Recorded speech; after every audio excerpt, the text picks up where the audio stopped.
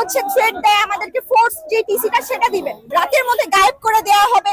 আমাদের একটাই দাবি, আমরা তাকে হচ্ছে আর প্রিন্সিপাল হিসেবে চাচ্ছি না। সে কিভাবে একজন স্টুডেন্টের গায়ে হাত তুলে তাকে রক্তাক্ত করে এবং তাকে বলে সে একজন সন্ত্রাস, তো তাকে তো আমরা তো কোনোভাবেই তো চাবো না। আমি কেন, কোন গোটা কলেজের কোন স্টুডেন্টই তাকে চাবে না। সে প্রত্যেকটা শিক্ষককে টাকা খাইয়ে হচ্ছে তার বসে রাখছে, যাতে হচ্ছে আমরা যদি তার বিরুদ্ধে কোনো রকম কথা বলতে যাই, সে কি করে আমাদের গার্জিয়ানের কাছে কল দিয়ে হচ্ছে থ্রেট দেয় আমাদেরকে, ফোর্স যে টিসিটা সেটা দিবে। সেটার তো কোনো মানে হয় না। সে তো কোনো হচ্ছে বৈধভাবেও তো হচ্ছে প্রিন্সিপালে নাই। কয়েকজন শিক্ষার্থীর হচ্ছে মিটিং এ তাকে হচ্ছে হাত তুলে বলা হয়েছে যে সে আজকে থেকে আমাদের প্রিন্সিপাল। এইভাবে তো কোনো একটা প্রিন্সিপাল তো হওয়া তো যায় না। এবং হচ্ছে যেই ছেলেটার হচ্ছে হাত কাটা হয়েছিল, সেই ছেলের হচ্ছে বাসায় কল দিয়ে তাকে হচ্ছে হুমকি দেওয়া হয়েছে। RICL TMX, যুগের পর যুগ স্থাপনা থাকে মজবুত।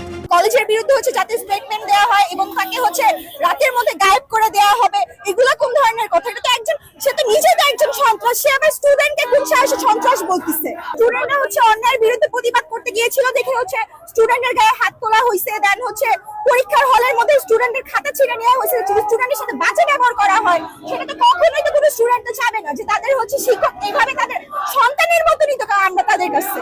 তো একজন সন্তানের মতন হচ্ছে স্টুডেন্টের সাথে তারা কিভাবে এরকম ব্যবহার করতে পারে? আমাদের একটাই দাবি, আমরা তাকে হচ্ছে আর প্রিন্সিপাল হিসেবে চাচ্ছি না। সে যাতে হ্যাঁ, তাকে আমরা কোনোভাবেই কলেজে রাখতেছি না। আমাদের 26 ব্যাচের স্টুডেন্টদেরকে সন্ত্রাসী বলে আখ্যায়িত করছিল, একটা নিউজ সংবাদ পত্রিকার মতো একটা লিখছিল। তো ধানমন্ডি থানা থেকে সেটা পায় নাই।